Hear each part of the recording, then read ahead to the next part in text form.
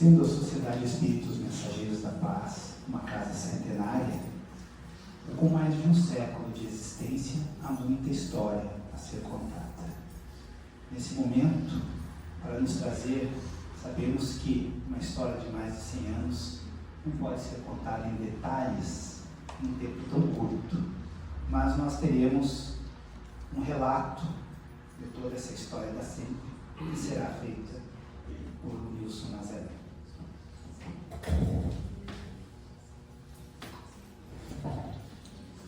Então, a fundação da nossa casa, ela foi aqui, de certa forma, resumida, né, pelo grupo espetacular, eu fiquei emocionado aqui. Eu comecei aqui numa cidade, né, então eu conheço essa coisa, né, e também fiquei emocionado com tudo que eles fizeram aqui. Então, o nome da entidade que chama Quero Guia era Cândido Oliveira, né, que teria sido um médico desencarnado em 1890 em Curitiba. Mas ele sugeriu a fundação da casa e em 11 de abril de 13 o grupo criou, então, o Centro Espírita Mensageiros da Paz, que inicialmente ficava localizado na rua Ferispel, número 100. Mas há muito tempo ela veio para uma casa de madeira que ficava aqui, onde está esse centro, né? Onde é a Fileira, tem o prédio do lado, que chama de Fileira, ele funcionou ali muito tempo de um companheiro do centro, que daí o centro comprou, né, comprou aquele espaço, né, para fazer o prédio, construiu aqui em 1939. O primeiro estatuto eu gosto de fazer questão de destacar, porque ele é muito interessante. Imagine o primeiro estatuto de 1913. Essa casa foi formada por muitos militares. Álvaro Vaz é um maestro militar da Polícia Militar do Estado do Paraná, né, que regia a banda da polícia. O primeiro presidente subiu no primeiro andar, tem um quadro dele na parede ali. Esse estatuto de amar a doutrina, de amar a casa, assim, sobre todas as coisas, como fosse a lei maior, de amar a Deus de toda a tua alma, do coração, do espírito e tal, né, e eu posso por si mesmo, ela é derivada aqui, né, talvez tenha mantido essa casa, de fato, como nós amamos, né, do fundo do nosso coração. E tem outro item que eu gosto de sempre lembrar, que foi o mérito da filiação, porque é um ponto importante da posição, né, firme dessa sociedade que sempre foi assim, né? Em 14 de abril de 1914, portanto um ano depois, né, da fundação, a CEP, o C, que era centro, né, encaminha à Federação Espírita Brasileira um ofício pedindo filiação à federação. Não recebeu resposta, né? Em 10 de junho de 1914, alguns meses depois, ela encaminha uma resposta, uma carta apresentando a filiação à Federação Espírita do Paraná, 14 de junho. Em 10 de junho. Em 15 de junho, portanto, foi ágil a federação, 5 dias, ela responde impondo condições para a filiação, que os sócios da SEMP deveriam passar a ser sócios da FEP e que o símbolo e lema da SEMP deveria ser o da FEP. Existia um estandarte que eu sei que fim levou. Tinha um estandarte que era roxo, que a pessoa, lá quando eu comecei aqui, punha na solenidade. E tinha um lema, que era paz, amor e união. E o lema da federação era sempre Ascendens. Então, feito isso, em 24 de junho, foi mais devagar que a federação para responder, a sempre responde, fez uma reunião com os conselhos e tal, e decidiram que não podiam mudar.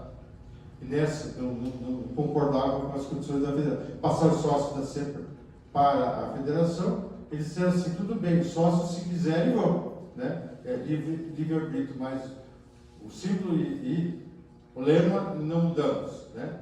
Na ocasião, a SEMPER contava com 10 sócios beneméritos e 50 sócios contribuintes. Vejam que era bastante para ela, o centro, um ano, 2 de filiação, né? Então ela fez um papel importante. Em 14 de julho de 14, em bilhete com papel timbrado do Corpo de Bombeiros, Liz de Vasconcelos, que era o secretário da federação, comunica que a Comissão Central não concordava com as condições da eleição. E aí ficou. Passou meses, né? Quando em 12 de janeiro de 1915, Liz de Vasconcelos comunica que a Comissão Permanente, mais delegados e grupos federados da Federação do Paraná, autorizaram o triunvirato, que era o presidente, secretário e tesoureiro, né, a filiar a SEMP.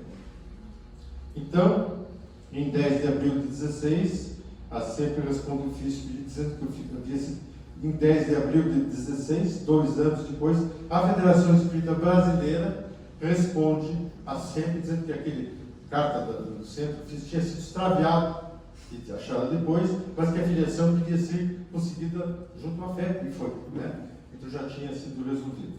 Em 1919, a SEMP passa a denominar-se Sociedade Espírita dos Mensageiros da Paz, que é o nome de hoje, que em 2007 teve um probleminha aí, por causa da legislação brasileira e orientação estranha, nós mudamos para a Casa Espírita, mas ficou pouco tempo e voltou para a Sociedade Espírita. Eu queria destacar aqui, do histórico Ação Social. Em janeiro de 1917, foi fundada nas dependências da SEMP a Sociedade Beneficente Joana d'Arc, de Senhoras, cuja finalidade era ser social e medicamentosa através de aviamento de receitas homeopáticas. Eu, quando entrei aqui no centro, tinha, né, naquela primeira salinha lá, um armário com todo aquele material de aviamento de homeopatia, eles preparavam aqueles homeopatias. Mas isso foi fundado em 1917. Eu não sou tão antigo assim. Em novembro de 47, a convite da diretoria da SEMP, 47, né, senhoras se reúnem para a organização do departamento feminino. Da iniciativa é fundada a Associação Beneficente Abrigo Berço, com atividade de assistência social e pupileira. Pupileira é a atividade que você recebia crianças, né, para doação, cuidava, que era uma coisa mais maravilhosa, era linda, né? E daí, claro, com o José de Menores, fazia a doação. Essa atividade teve destaque na fundação dessa sociedade. A pessoa da senhora Carmen Brum foi muito influente nessa formação. Isso foi em 47. Trocando os dois números, finais do ano, 1974, veja que engraçado, 1974, o Conselho da SEMP entendeu que a associação cumpriu o papel, tinha cumprido o papel e extingue a associação. Era um negócio esquisito, a associação tinha personalidade jurídica, mas era um departamento da SEMP, e o Conselho interferia, então funcionava nesse prédio que foi construído nos anos 40, né? Foi feito esse trabalho. Então ela extingue, né, a Associação Pupileira e cria, na mesma época, o Departamento do Bem-Estar Social, que assumiria todas as funções que tinha na associação e na Pupileira. Por um bom tempo ainda, foi encerrado então as atividades de adoção, né? Eu lembro do último menino que tinha aqui, era moreno, com lábio de polino, demorou para a adoção, mas daí foi adotado, nós tínhamos 2 empregados, tínhamos que salariar, isso estava muito caro, essa foi uma das razões. E daí ainda mantivemos creche por muito tempo. E a creche, depois ela começou a rarear, né, os clientes, vinha 7, eu lembro, teve um tempo que só tinham 7 mães trazendo crianças aqui, com empregados aqui para cuidar. Porque o que aconteceu? A prefeitura, para ver o papel dela, que era correto, começou a colocar as creches na comunidade, perto das pessoas. Quer dizer, saía uma mãe de um lugar, pegava outra, deixava a criança aqui, saía ela, pegava uma para ir trabalhar, depois voltava aqui, assim ela deixava a criança perto de casa. Então nós encerramos a atividade de creche. Eu queria lembrar, né, que a última presidente a ocupar a Associação de Beneficente Abrigo Berço foi a dona Eni Silveira, essa grandiosa colaboradora, que eu tenho um amor por ela muito grande, né? Suas filhas estão ali, né? Representando, ela não veio hoje porque estão fazendo manutenção do prédio, ela mora e está sem elevador, assim, para uma senhora de 93, com uma dificuldade, ela não pôde vir. Mas ela foi a última presidente da associação e o primeiro presidente do departamento do bem-estar social, diretor, né, que chama ali, foi o seu Francisco Alceu Polimatiz. E o cara que teve a tarefa de reunir tudo isso aí, fechar a associação, foi um trabalho do fui eu, que fui eleito presidente em 1974, para resolver essa coisa, né? Em fevereiro de 1915, voltando ao tempo, fundou, relativo agora à Escola de Educação Infantil, foi fundada a Escola de Moral Doutrinária para Crianças. Viu que negócio legal? Você vê que essa coisa que agora conhecida? 1915, né? Em maio de 16, a escola passou a ser denominada Escola Evangélica Elmira Livre. Olha, quem era Elmira Livre? Ninguém sabia. Era uma senhora dedicada ao espírito do Pará, que morava em Belém. Não sei, né, como é que foi dada a sugestão, era a pessoa que estava encarnada. Aí comunicaram a ela, ela respondeu uma carta, faz tempo, né? Bastante emocionada, que não merecia, né? Teve uma escola do seu nome, até andar no Pará e nós aqui. Mas assim foi. E essa escola ficou com um tempo enorme até ter a mudança do seu nome praticamente. Em 1918, a escola contava com quantas crianças? Não, sendo pequeno, né? Fazia 5 anos, 45 crianças. Vejam que trabalho fantástico, né? E quero lembrar também, destacar, que nos anos 50, 60, foi muito evidente o teatro espírita. Essa casa, esse centro espírita, não tinha essa parte cá, era ali, né? O auditório era lá, mas não tinha livraria, nem perna de passe, era um salão grande. Né? E tinha um palco de madeira aqui atrás, e muitas peças foram encenadas nesse palco. E tinha coxilha, tinha não sei o quê, quando eu entrei, estava meio caindo, o pessoal tinha medo de entrar no palco ali, né? Era de madeira, depois desmontavam, né? Fizeram outras coisas, depois foi construído esse espaço aqui. Educação doutrinária no centro, né? Sempre, desde que cheguei em agosto de 1969, sempre deu grande valor ao estudo doutrinário, com ênfase ao estudo dos livros dos Espíritos, do Evangelho e dos Médicos. Os trabalhos de passe aqui, que é interessante isso, era, vamos supor que o salão fosse esse, não tinha palco, tinha uma mesa aqui. Ficava sentado de um lado o seu Mário Silveira, grande trabalhador, e do outro lado o seu Francisco Conselho Martins, outro grande trabalhador. Né? Um fazia a pergunta dos Espíritos e outro respondia, o público ficava assistindo, ouvindo as respostas, né? Sem leitura. O cara respondia porque conhecia. Aí tinha uma perna de passe, que era atrás, assim, pequena, depois terminava o pessoal com passe. E tinha o trabalho de estudo do Evangelho, né?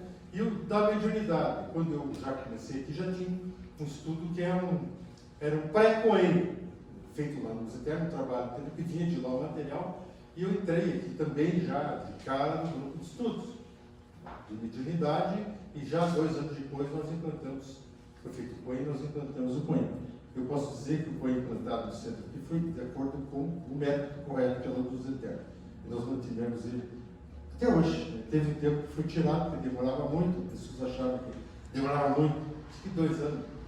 Não demora nada, né? Porque o médico se forma a vida inteira. Então nós resgatamos, a pandemia afastou todo mundo por 2 anos, e nós estamos resgatando. Tem jovem aqui da Mocidade de Luz que tem pré-requisitos já estão participando. Vamos ver, direção, né? Ao longo da sua história, a CEP teve 30 diferentes presidentes até a presente data. Né? Então, alguns tiveram 11 anos, que Otávio Cruz, cujo auditório tem o seu nome, foi muito importante para ele. Né? Então, eu queria destacar aqui, a sociedade fez algumas homenagens aqui. Né? No evento de 84 anos, trouxe a família dos Cruz, do Otávio Cruz, foi muito bonito, homenageou. Esse auditório foi nominado o nome dele. O seu Mário Silveira foi outro que me recebeu aqui no centro, muito legal, também nesse evento, denominando a livraria, né? O Mário Silveira. O seu Francisco Conselho Martins, em 2 de setembro, uma justa homenagem também a ele, denominando a livraria, a biblioteca. Né? A dona Chames Zócoli, também uma grande trabalhadora que deu um impulso na escola de evangelização, né? Em 2017. Então a escola de moral cristã em Mira Lima passou a se chamar Escola de Espiritualização Chames Sebastião dos Homens. Esse é o que está oficializado. E dona Elis Silveira, essa trabalhadora tem que tirar um chapéu para ela também. Em 3 de dezembro de 2009, em justo reconhecimento, então, aos seus 47 anos de dedicação naquela tempo, né, foi homenageada a irmã, nominando o Departamento do Bem-Estar Social, que funciona com o seu nome. Né? Então e ela gostaria de estar aqui. Só lembrar que a dona Eni, no período de 2004 a 2007, foi presidente dessa sociedade, a primeira mulher presidente da sociedade, e a segunda Eva, né? Entende? É a sociedade machista, né? Então, está na hora de mudar. E em setembro de 2013, com o lançamento da cápsula, nós também homenageamos o nosso irmão Rubens Correia. Então, esses são fragmentos da nossa história. Eu poderia ficar aqui contando mais, mas eu tenho que ouvir o nosso apresentador da Espírita Brasileira. Obrigado a todos.